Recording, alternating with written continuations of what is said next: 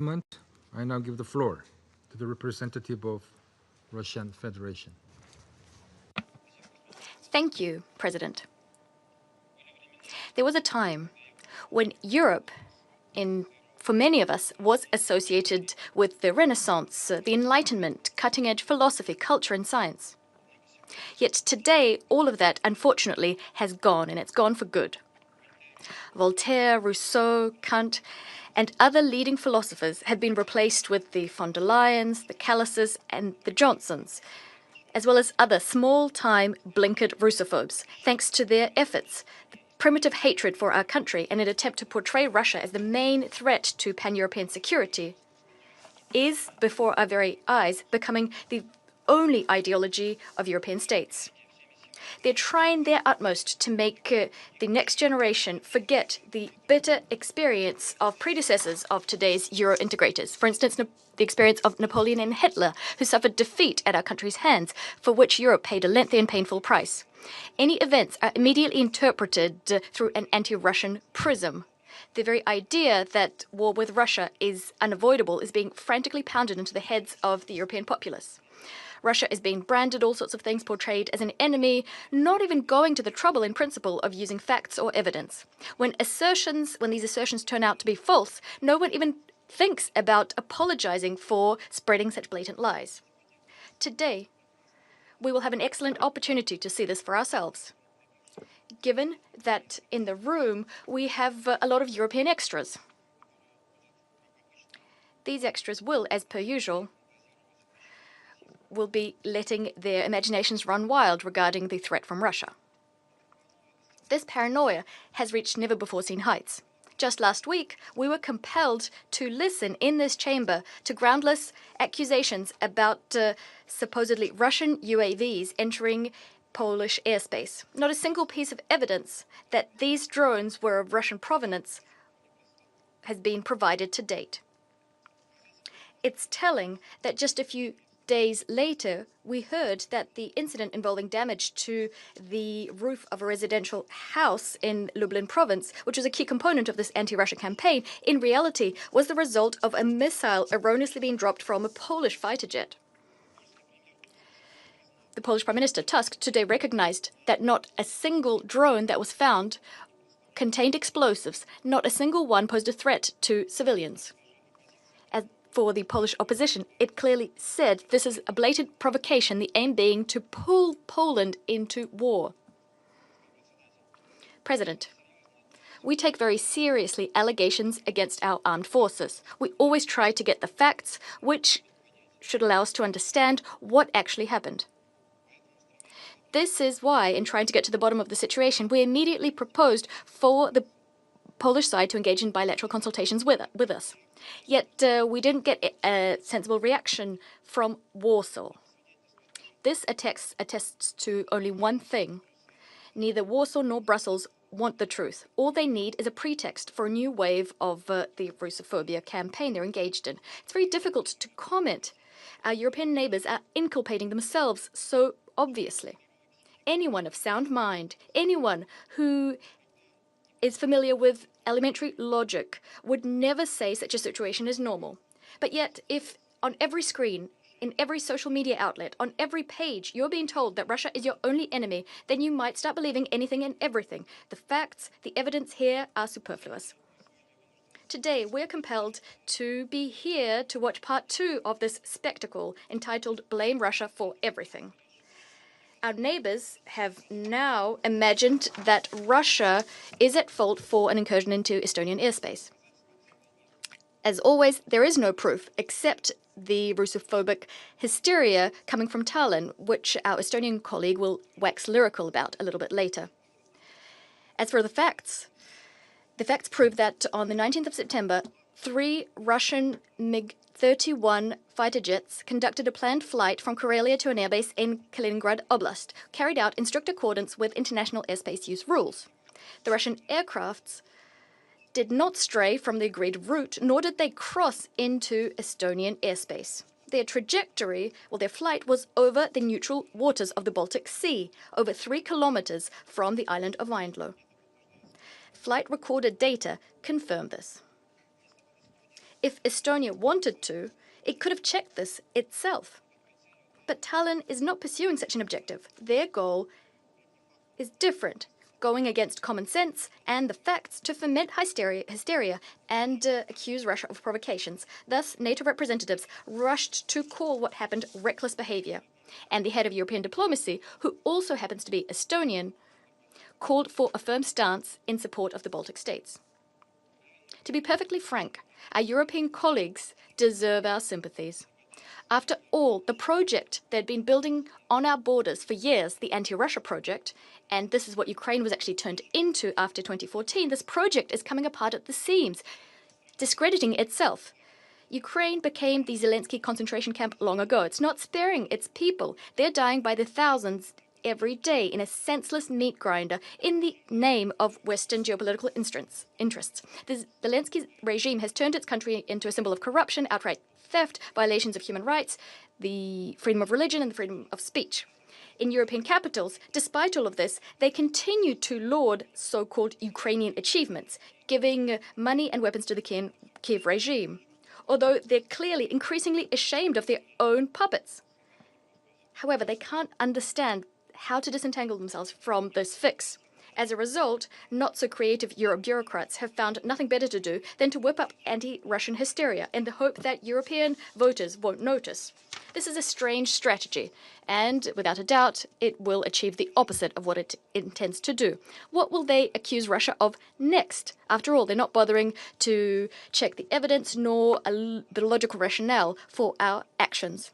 It's hard to think where their imaginations will take us next when no one cares about the facts. President, without a doubt, we understand that the hysteria of our European colleagues is also directed at trying to return the new U.S. administration, including President Trump, to an anti-Russia course. It's aimed at undermining the understandings and undertakings entered into by Russia and the U.S. by their presidents in Alaska a month ago. On this note, I'd like to quote the U.S. Vice President, J.D. Vance, who, at the Munich Security Conference at the start of this year, voiced some uncomfortable conclusions, uncomfortable for Europe. The threat, and here I quote, the threat that I worry about vis-a-vis Europe is not Russia, not China. It's not any other actor, external actor. What I worry about is the threat from within, the retreat of Europe from some of its most fundamental values, values shared with the United States, end of quote. Despite this clear-cut diagnosis contained in the aforementioned quote, Europe decided not to listen. Europe today is like an unhinged, paranoid individual unable to respond to criticism. Nor is it able to remember the lessons of history. After all, for the current cast of European leaders and Euro bureaucrats, history was reset to zero in February of 2022. Thus, drawing the lessons of history for today's Europe is bad manners. But this is a very dangerous path. We all know that history is ruthless vis-a-vis those who forget its lessons. Thus, our former European partners, if you want to get hysterical, to foment and to continue levy baseless accusations, go right ahead. But do that without our participation. We won't be partaking in this theatre of the absurd, and you don't need us there.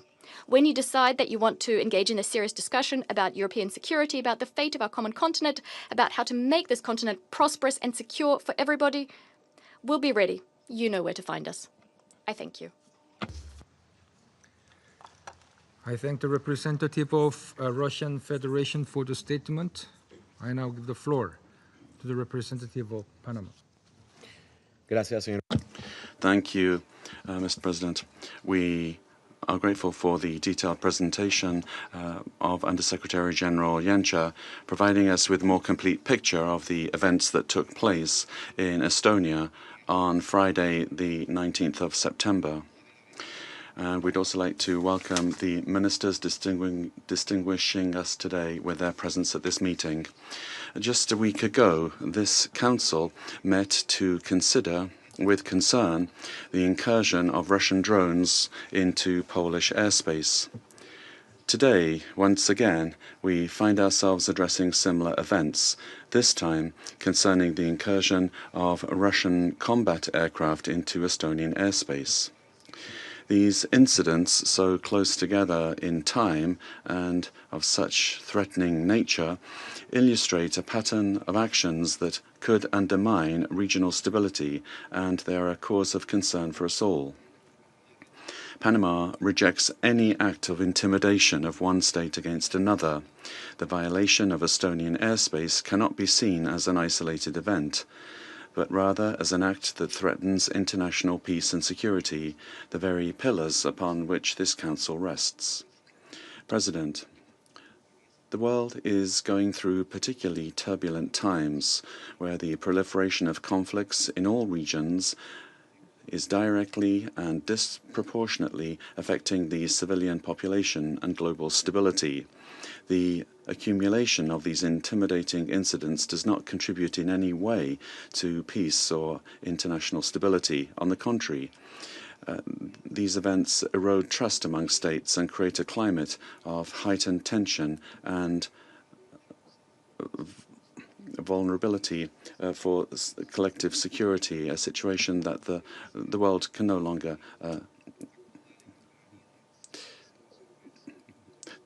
in this regard, we see that these acts are expanding. Activities in the region are showing this, despite the inconclusive results that have been achieved by efforts of the parties. We still hope that genuine dialogue and decisive diplomacy and commitment can put an end to this conflict. Let us use this space where today the highest authorities are gathered together to mark the 80th anniversary of the United Nations to resume efforts in the right direction. Panama calls for caution, and we reiterate once again the primacy of the principle of respect for the sovereignty and territorial integrity of states, in full accordance with the purposes and principles enshrined in the United Nations Charter, to which we committed ourselves more than 80 years ago. Only through strict adherence to these principles can peace, security, and peaceful coexistence among states be guaranteed. Thank you very much. I thank the representative of Panama for the statement. I now give the floor to the representative of Algeria. Thank you, Mr. President. At the outset, I would like to thank Mr. Miroslav Janka for his valuable briefing. I would also like to welcome the Foreign Minister of Estonia and all the honorable ministers participating in this meeting. Mr. President, we meet today following recent reports that Russian military aircraft flew into the airspace of the Republic of Estonia on September the 19th. These developments could exacerbate tensions and further escalate the situation in the region, a region that is still suffering from the repercussions of the conflict between Russia and Ukraine. On numerous occasions, Algeria has stressed the need to avoid any action or reaction that could inflame tensions. We have also repeatedly stressed the danger of succumbing to the logic of polarization in the context of this conflict. It's imperative to avoid any endeavor that could inflame hostilities or exacerbate their potential repercussions. In this vein, I would like to highlight the following points today. First, we believe that it is important to maintain the momentum of the recent diplomatic effort in order to prevent any escalation that could prolong or expand the conflict. Thereby, it might undermine any progress towards peace and security in the region. Second, it has become necessary to give precedence to communication and coordination in addressing these incidents through a transparent and effective approach. This would avoid any misunderstanding or confusion, and it would help to avoid their recurrence. Last but not least, we would like to reiterate once again our call for the primacy of the language of dialogue and negotiation. We must adhere to diplomatic solutions as the only feasible way forward to reach a just and lasting solution to the conflict.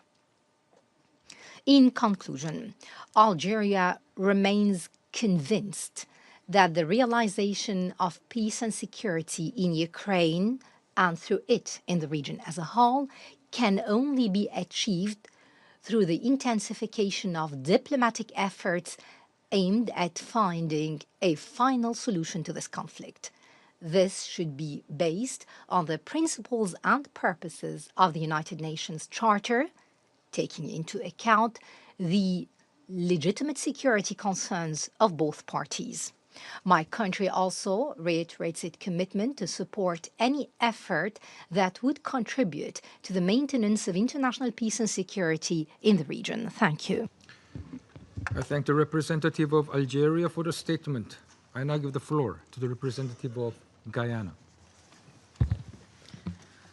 Thank you, Mr. President, for convening today's meeting at the request of Estonia following the unauthorized entry into its airspace of 3 armed fighter jets reportedly belonging to the Russian Federation.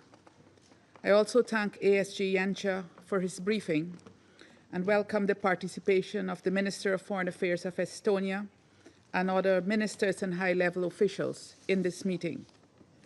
Mr. President, Guyana has taken careful note of the letter dated 20th of September from the permanent representative of Estonia, in which he asserts that this was the 5th violation of Estonia's airspace by the Russian Federation, marking a dangerous escalation and the most serious violation thus far. We have also taken note of the public statement issued by the Russian authorities denying that the 3 jets violated Estonia's airspace. Saturday's incident appears to follow a pattern of similar events in the region that are unfolding in the context of the ongoing armed conflict in Ukraine. When this council met last week to address a similar incident in Poland, we affirmed that the violation of a country's airspace is a serious breach of its territorial integrity and a violation of international law.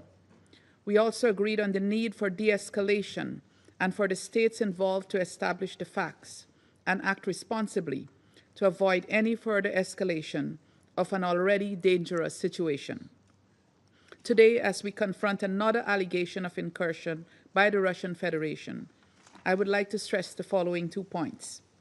First, as we did last week, Guyana calls for restraint and de-escalation, and for the facts surrounding this recent incident to be thoroughly clarified.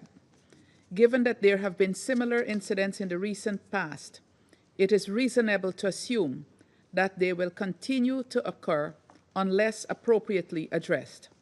In this respect, we underscore the need for the Security Council to have access to detailed and verifiable information regarding the incidents and encourage the relevant parties to cooperate with the United Nations toward that end. Secondly, Guyana recalls the legal obligation of all UN member states to comply strictly with international law, including the provisions of the United Nations Charter and Security Council Resolution 2788. Mr. President, members of the Security Council have a collective responsibility to find ways and means of preventing disputes from escalating, including through diplomatic efforts, and must apply the tools provided in the Charter and relevant conventions for the peaceful settlement of any dispute between states.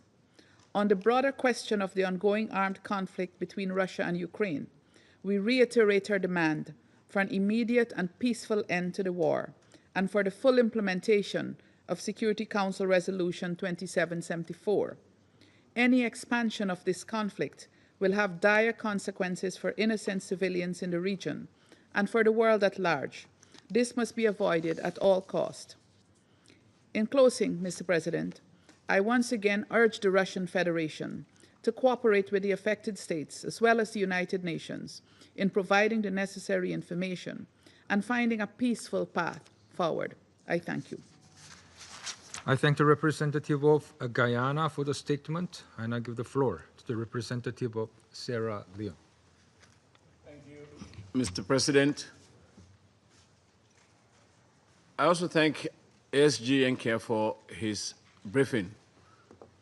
We welcome the participation of the representatives of Estonia, Ukraine, and other participants under Rule 37. The letter dated 20 September 2025 from the permanent representative of Estonia reporting a serious violation of its airspace is of grave concern. This report, viewed together with the earlier letter from the permanent representative of Poland on the Russian Federation's drones entering its airspace, similarly reflects an alarming pattern, increasing the risk of a regional conflagration with global consequences. Mr. President, regrettably, the 3 rounds of talks in Istanbul, which led to agreements on exchanges of prisoners of war and civilian detainees, as well as the return of Ukrainian children, and which had raised hopes for a political solution, have not been matched with advancement in the ceasefire and peace agreement negotiations. On the contrary, military operations in Ukraine have intensified and now reached the breach of airspaces of Estonia, Poland, and Romania. The responses for the 3 countries and NATO underscore the gravity of the threat. They signal that prolonging the conflict risks spillover, regional escalation, and global insecurity. Given the adverse implications of a protracted conflict in Europe, the Council and the wider international community must intensify efforts towards peace. Sierra Leone has consistently called for an end to this war, urging the parties to embrace diplomacy and agree to a ceasefire that prevents further death and suffering. The humanitarian toll is devastating, with over 6,500 civilians having been killed in Ukraine this year alone, including rising numbers of children among the dead and injured. More than 10 million people have been displaced, creating the largest refugee crisis in Europe since the Second World War. Mr. President, Sierra Leone reiterates that the UN Charter enshrines the principles of sovereignty, territorial integrity, and the peaceful settlement of disputes. Article 2.3 obliges member states to resolve disputes by peaceful means while refraining from the threat of use of force. The disregard of these principles and international law, the repeated resort to force, and the inability to secure ceasefires are deeply troubling. Aware of the consequences of this conflict, which could plunge the region into chaos, we call for measured responses by NATO and individual states, making use of Article 4 consultations to de-escalate and renew political dialogue. We commend the ongoing efforts by the United States, European leaders, and other mediators, and this Council to seek a peaceful resolution and a sustained political engagement at the highest levels. We again call on the parties to engage in genuine negotiations towards a political settlement that opposes Ukraine's sovereignty and territorial integrity within its internationally recognized borders, while addressing the legitimate security concerns of all parties. I thank you. I thank the representative of Sierra Leone for the statement. I now give the floor to the representative of Pakistan. Thank you, Mr. President. I would like to thank ASG for his briefing. We also welcome the distinguished Foreign Minister of Estonia, other ministers, and the EU High Representative to this meeting. President, prolonged and intense conflicts, no matter how localized, create a vortex of instability with spillover effects that invariably affect regional and global stability. And what we are witnessing around us today is a practical manifestation of this fundamental truth about conflicts. The ongoing conflict in Ukraine, now into its 4th year, has generated numerous challenges, both for the regional and international peace and stability. And Pakistan, alongside our fellow council members, has repeatedly drawn attention to the negative consequences of this conflict and the need to bring it to an end. We take note of Estonia's letter of 20th September addressed to this council informing about violations of its airspace. Pakistan is an ardent proponent and strong adherent to the UN Charter and its principles. Sovereignty and territorial integrity of all member states are cornerstone principles of the UN Charter, are sacrosanct and must be respected universally. Pakistan remains deeply perturbed by the ongoing conflict in Ukraine, especially its humanitarian consequences that have adversely impacted the lives of millions of people in the region. Cessation of hostilities and return to diplomacy remain the only path for achieving sustainable peace. In line with our clear and consistent position, Pakistan has always called upon the parties to demonstrate restraint, avoid escalation, and scrupulously adhere to the international humanitarian law. We firmly believe that only a meaningful dialogue, which addresses the security concerns of all sides, is anchored in the principles of UN Charter and international law, and respects the relevant multilateral agreements, can help secure peace, a peace that is both just and lasting. Pakistan stands ready to support all regional and international efforts that can pave the way for a peaceful resolution of the current conflict. President, I would also like to take this opportunity to welcome the new permanent representatives of the United States to the Council. Thank you. I thank the representative of Pakistan for the statement. Before giving the floor to the United States, I'd like to welcome the new permanent representative of the United States, Ambassador Michael Waltz, to the Security Council. We look forward to working closely with you in the coming days. You have the floor.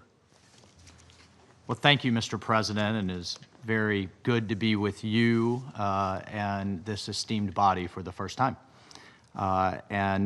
Thank you, ASG Yensha, for your briefing. Of course, I too welcome the participation of Estonia's foreign minister in this briefing as well. Colleagues, just 9 days ago, this council met to discuss Russia's violation of Poland's airspace with a large number of military drones. In that meeting, the United States urged Russia to end the war in Ukraine and stop actions that could risk it escalating into a broader conflict. Instead, on September 19th, Russia again violated the airspace of a NATO member when 3 armed military aircraft flew 10 nautical miles into Estonian airspace, coming within 15 miles of the Estonian parliament. And as we said 9 days ago, the United States stands by our NATO allies in the face of these airspace violations, and I want to take this first opportunity to repeat and to emphasize the United States and our allies will defend every inch of NATO territory. Russia must urgently stop such dangerous behavior. At a time when President Trump in the United States has been focused and spent an enormous amount of time and effort to end this horrific war between Russia and Ukraine, we expect Russia to seek ways to de-escalate, not risk expansion. This event, following on the heels of the Russian drone incursion into Polish airspace, creates the impression that Russia either wants to escalate and pull more countries into this conflict with Ukraine, or doesn't have full control of those who operate its fighter planes and drones. So either scenario is very disconcerting, given that Russia is a obviously a nuclear power with global reach. And so I once again urge Russia as a permanent member of this council to uphold international peace and security, to respect the sovereignty of its neighbors, to cease violating their airspace, and I call on Russia to negotiate directly with Ukraine to end that war. I thank you, and I very much am honored and look forward to working with each of you. Thank you, Mr. President. I thank the representative of the United States for the statement. I shall now make a statement in my capacity as the representative of the Republic of Korea. To begin, my gratitude goes to ASG Yencha for the statement. Colleagues, the Republic of Korea is seriously concerned by the most recent in a series of deeply alarming incidents, this time impacting the territorial integrity of Estonia. On Friday, we were dismayed by reports of fighter jets from the Russian Federation violating Estonian airspace and remaining there over the Gulf of Finland for a total of 12 minutes. We note that this incident led to some countries responding by scrambling their jets in yet another troubling event over European territory. This once again appears to represent a significant breach of the sovereignty of United Nations member state, which could further threaten European and international security and simultaneously erode diplomatic efforts to end the war in Ukraine. Friday's incidents in the Estonian skies represent just the latest occurrence in a series of concerning actions, following the recently reported Russian drone breaches of Poland and Romania. Colleagues, at this Council's 12th September meeting, in response to the violation of Poland's territorial integrity, my delegation warned that this incident was a resounding wake-up call and could mark a dangerous turning point. One, where the war in Ukraine may no longer be able to be contained, instead spreading incrementally and insidiously further into Europe. Today, we reiterate our expanding concern over yet another seeming escalation. This incident suggests a troubling pattern that could proliferate and interconnect, raising the risk of grave miscalculation over even miscommunication. And it vividly illustrates the urgency of decisively ending this war. Colleagues, we remind once again the Security Council of Russia and the DPRK's ongoing unlawful military cooperation, which violates multiple Security Council resolutions and directly threats peace and security in Europe and Asia. It must stop immediately.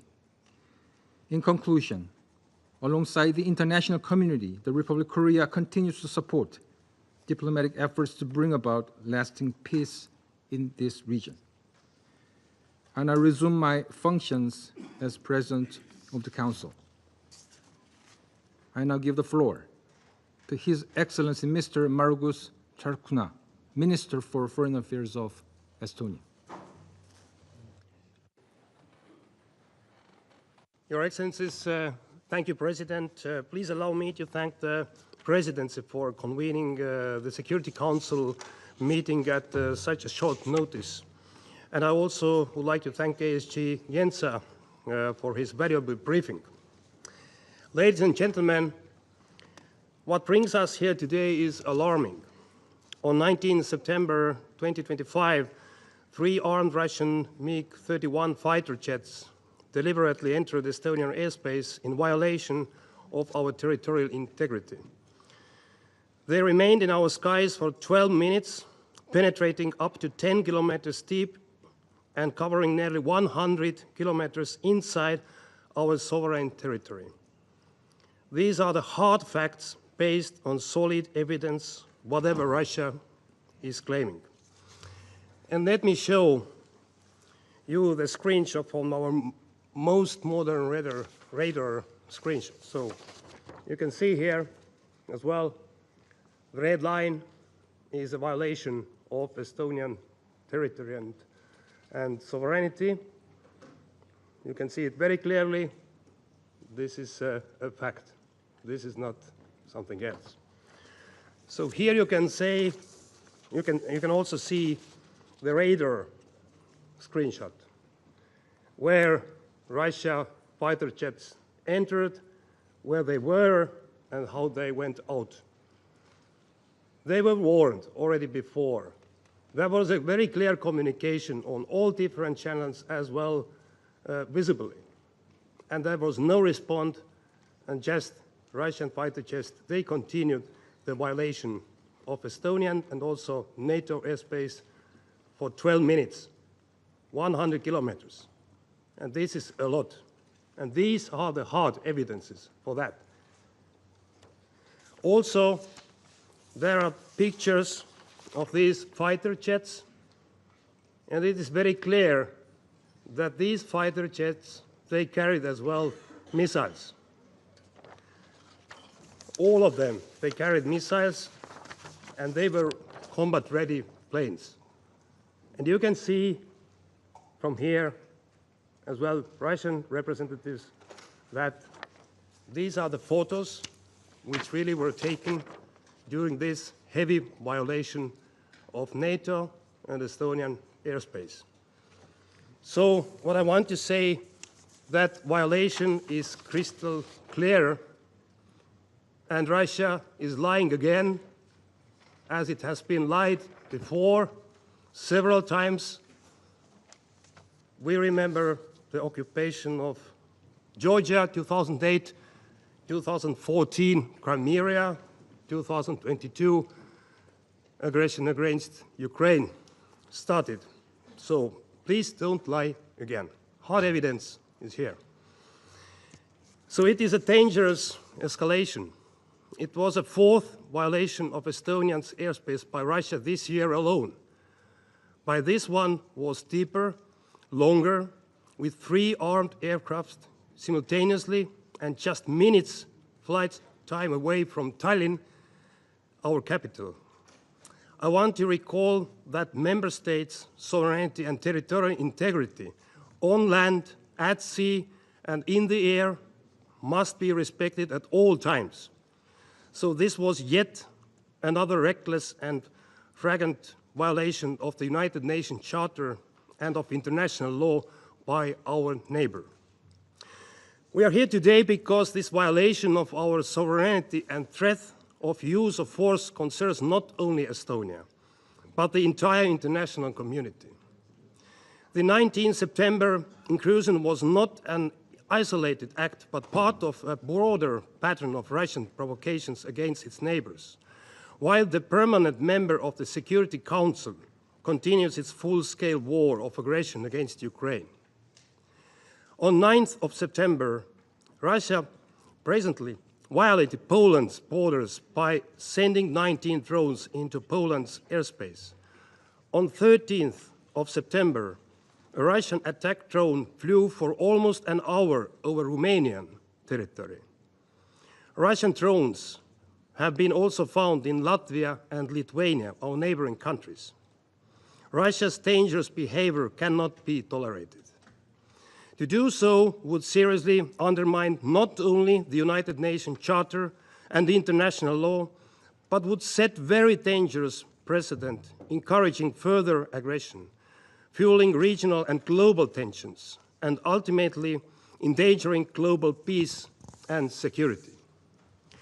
Ladies and gentlemen, for the first time in 34 years since Estonia joined the United Nations, we were obliged to ask the presidency to convene this meeting in the spirit of the preventive diplomacy and in order to stop immediately attempts at further escalation by Russia. We use this occasion to call again on the Russian Federation loud and clear to cease, without delay, its war of aggression against sovereign Ukraine and to abide by the obligations enshrined in the Charter of the United Nations. We call on Russia to end all provocations and threats against its neighbors' sovereignty and territorial integrity. The international community must stand firm in demanding an end to these blatant breaches of the United Charter in order to prevent further escalation and to ensure international peace and security. Ladies and gentlemen, Estonia is convinced that all responsible members of the international community should always call out such outrageous actions by any member of the United Nations, and even more so by a permanent member of the Security Council, entrusted with a special responsibility to safeguard international peace and security. And yet, words are not enough. As Russia itself has become a real threat to global peace and security, we need to exercise collectively maximum pressure on Russia, forcing it to just and lasting peace in Ukraine and forcing it to abandon its criminal, neo-colonial and imperial ambitions.